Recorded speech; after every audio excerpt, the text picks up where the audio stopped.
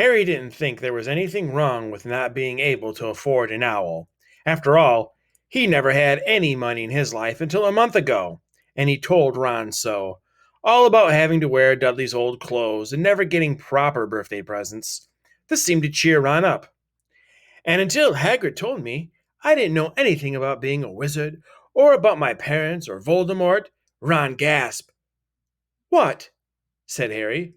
You said you know whose name, said Ron, sounding both shocked and impressed. I'd have thought you, of all people. I'm not trying to be brave or anything, saying the name, said Harry. I just never knew you shouldn't. See what I mean? I've got loads to learn. I bet, he added, voicing for the first time something that had been worrying him a lot lately. I bet I'm the worst in the class. You won't be. There's loads of people who come from muggle families, and they learn quick enough. While they had been talking, the train had carried them out of London. Now they were speeding past fields full of cows and sheep. They were quiet for a time, watching the fields and lanes flick past.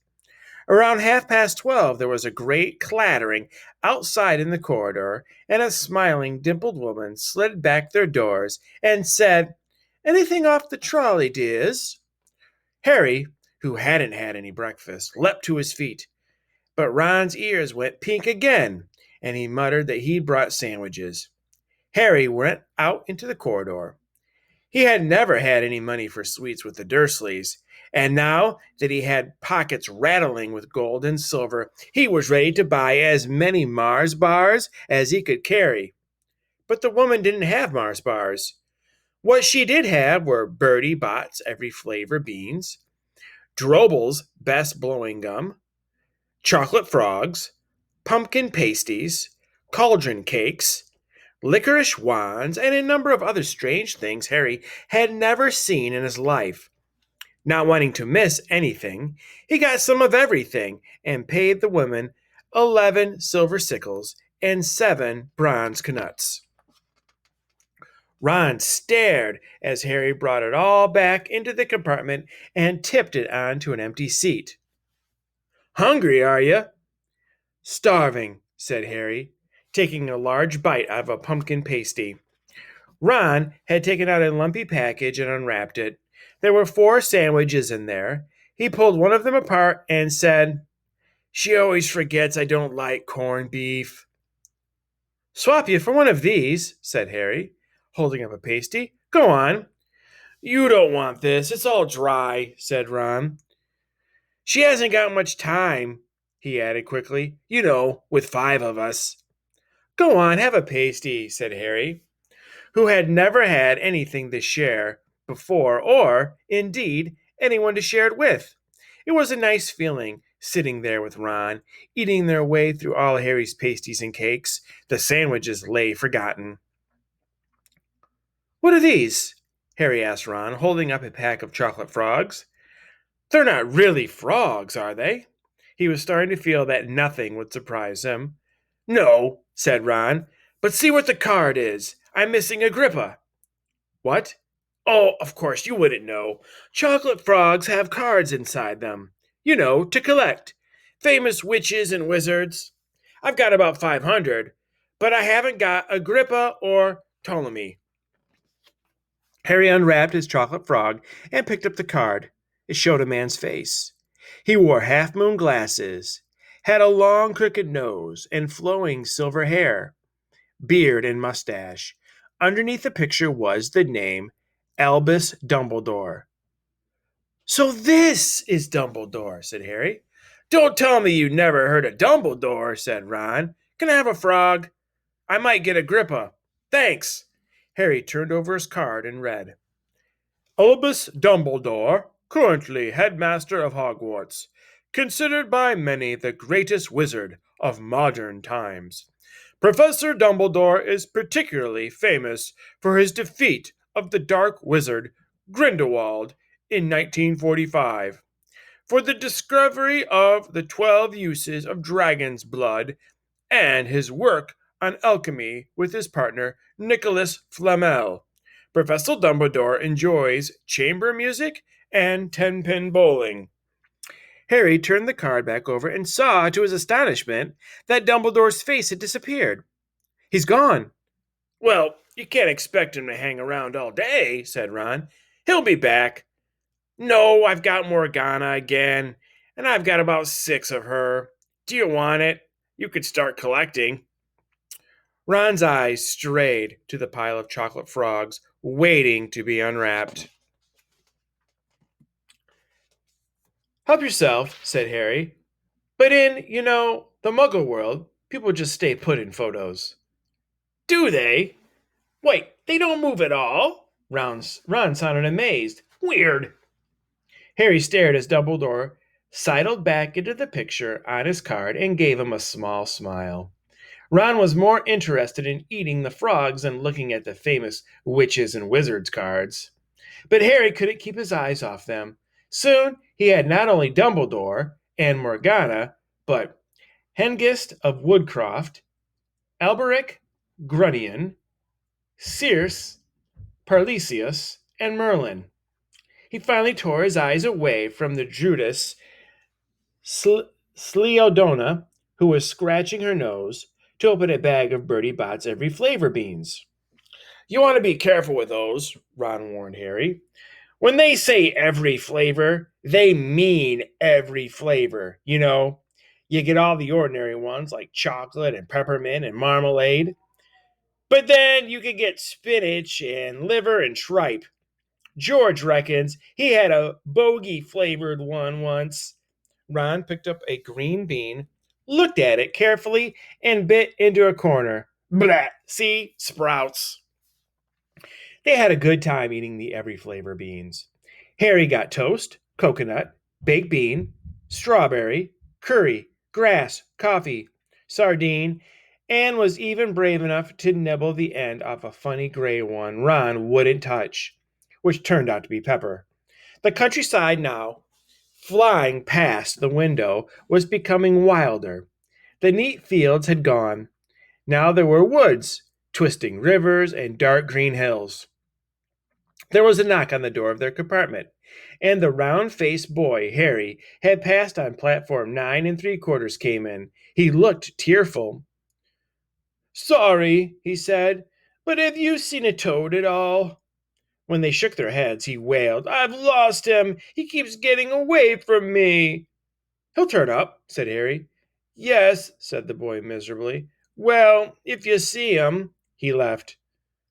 Don't know why he's so bothered, said Ron. If I had brought a toad, I'd lose it as quick as I could. Mind you, I brought Scabbers, so I can't talk. The rat was still snoozing on Ron's lap. He might have died and you wouldn't know the difference, said Ron in disgust. I tried to turn him yellow yesterday to make him more interesting, but the spell didn't work. I'll show you, look. He rummaged around in his trunk and pulled out a very battered-looking wand. It was chipped in places, and something white was glinting at the end. Unicorn hair's nearly poking out. Anyway, he had just raised his wand when the compartment door slid open again. The toadless boy was back, but this time he had a girl with him. She was already wearing her new Hogwarts robes. Has anyone seen a toad? Neville's lost one, she said. She had a bossy sort of voice, lots of bushy brown hair, and a rather large front teeth. We've already told them we haven't seen it, said Ron, but the girl wasn't listening. She was looking at the wand in his hand. Oh, are you doing magic? Let's see it then. She sat down. Ron was taken aback. All right. He cleared his throat. Sunshine daisies, buttermellow, turn this stupid fat rat yellow. He waved his wand, but nothing happened. Scabbers stayed gray and fast asleep. Well, are you sure that's a real spell? Said the girl. It's not very good, is it? I've tried a few simple spells just for practice, and it's all worked for me. Nobody in my family's magic at all. It was ever such a surprise when I got my letter. But I was ever so pleased, of course.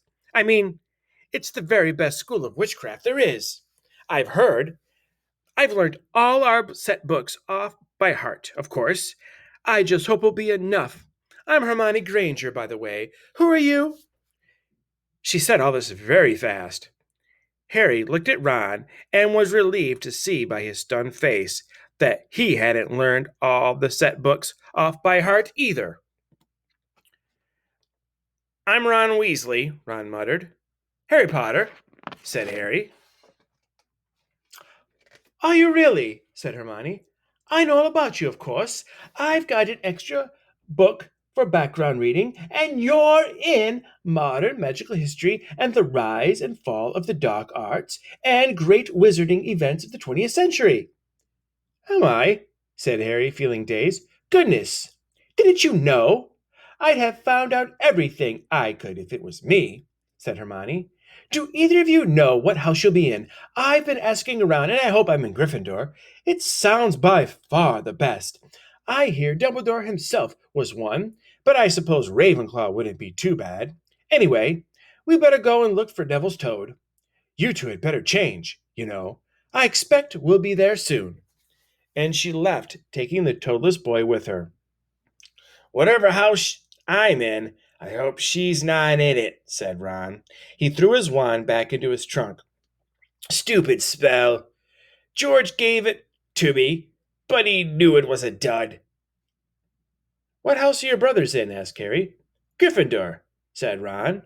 Gloom seemed to be settling on him again. "Mum and Dad were in it too. I don't know what they'd say if I'm not.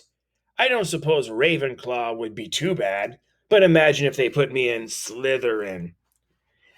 "That's the house you know who is in?" "Yeah," said Ron. He flopped back into his seat, looking depressed. "You know, I think the ends of Scabbers' whiskers are a bit lighter," said Harry, trying to take Ron's mind off houses. "So what do your oldest brothers do now that they've left, anyway?" Harry was wondering what a wizard did once he'd finished school. "Charlie's in Romania studying dragons, and Bill's in Africa doing something for Gringotts," said Ron. "Did you hear about Gringotts? It's been all over the Daily Prophet. But I don't suppose you get that with the Muggles. Someone tried to rob a high security vault." Harry stared. "Really? What happened to them?" "Nothing. That's why it's such big news. They haven't been caught. My dad says it must have been a powerful dark wizard to get round Gringotts. But they don't think they took anything. That's what's odd. Of course, everyone gets scared when something like this happens, in case you know who's behind it." Harry turned this news over in his mind. He was starting to get a prickle of fear every time you know who was mentioned.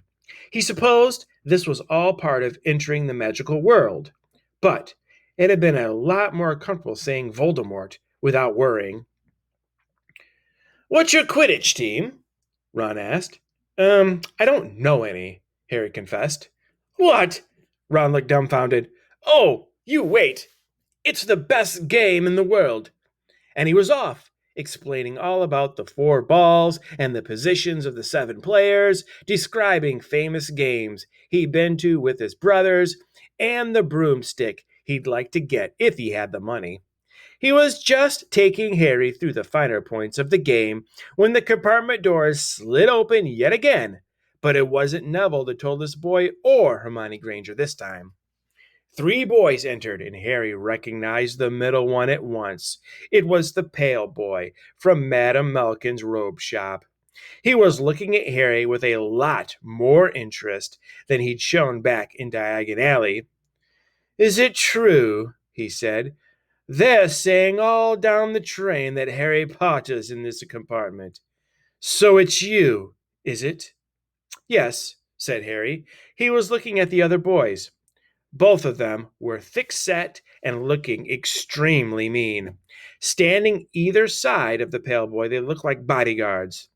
"Oh, this is Crabbe and this is Goyle," said the pale boy carelessly, noticing where Harry was looking. "And my name's Malfoy, Draco Malfoy." Ron gave a slight cough, which might have been hiding a snigger. Draco Malfoy looked at him. "Think my name's funny, do you? No need to ask who you are. My father told me all the Weasleys have red hair, freckles, and more children than they can afford. He turned back to Harry. You'll soon find that some wizarding families are much better than others, Potter.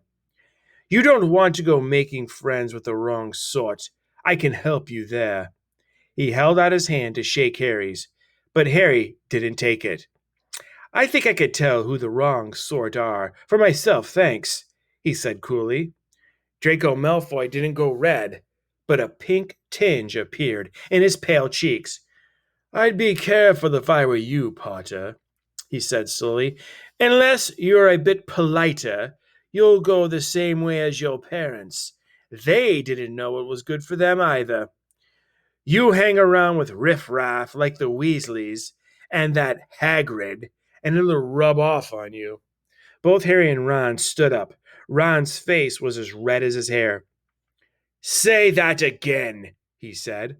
Oh, you're going to fight us, are you? Malfoy sneered.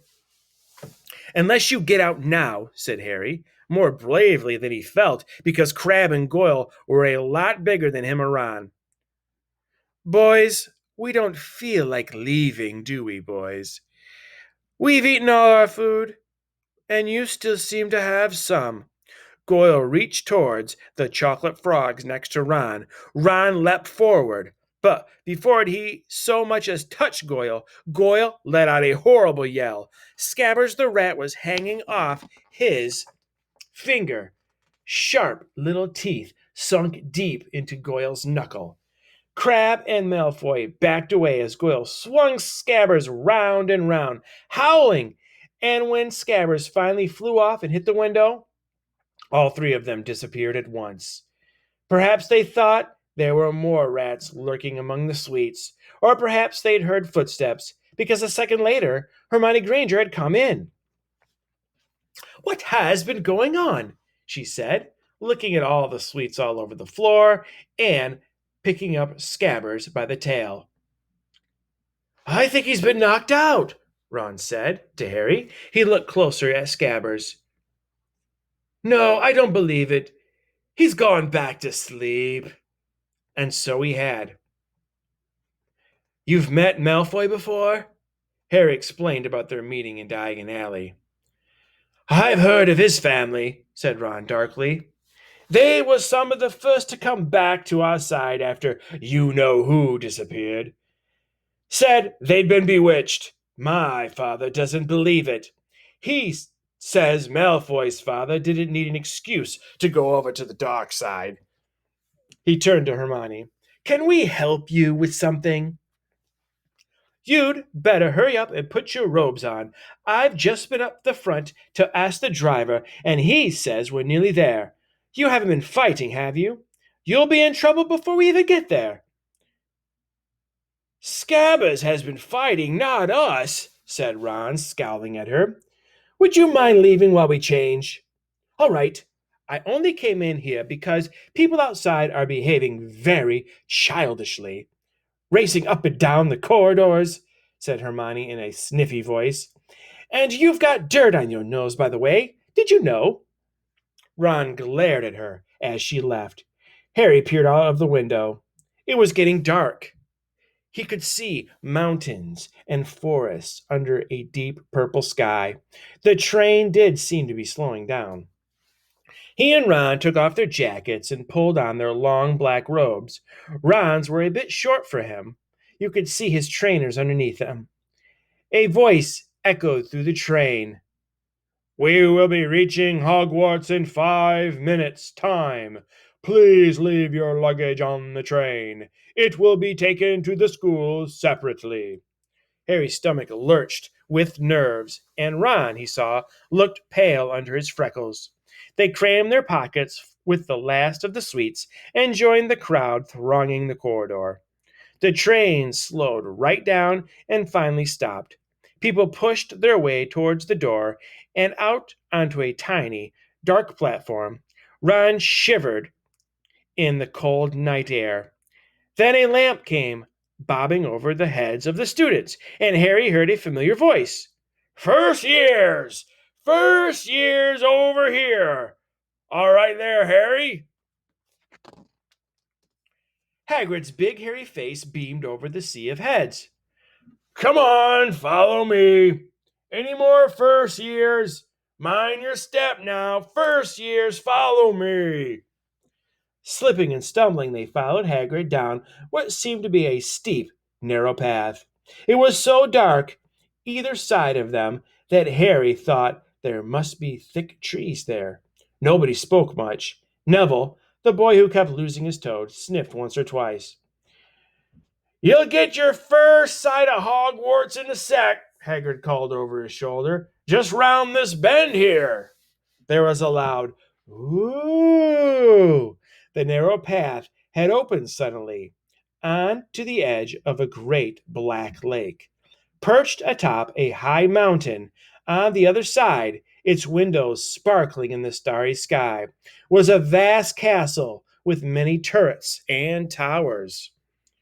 No more'n 4 to a boat, Hagrid called, pointing to a fleet of little boats sitting in the water by the shore. Harry and Ron were followed into their boat by Neville and Hermione. Everyone in? Shouted Hagrid, who had a boat to himself. Right then, forward! And the fleet of little boats moved off all at once, gliding across the lake, which was as smooth as glass. Everyone was silent, staring up at the great castle overhead.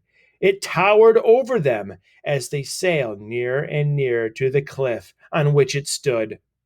Heads down! Yelled Hagrid as the first boats reached the cliff. They all bent their heads, and the little boats carried them through a curtain of ivy which hid a wide opening in the cliff face. They were carried along a dark tunnel, which seemed to be taking them right underneath the castle, until they reached a kind of underground harbor, where they clambered out onto rocks and pebbles. Oi, you there! Is this your toad? Said Hagrid, who was checking the boats as people climbed out of them. Trevor! Cried Neville blissfully, holding out his hands. Then they clambered up a passageway in the rock after Hagrid's lamp, coming out at last onto smooth, damp grass right in the shadow of the castle. They walked up a flight of stone steps and crowded around the huge oak front door. Everyone here? You there, still got your toad? Hagrid raised a gigantic fist and knocked 3 times on the castle door.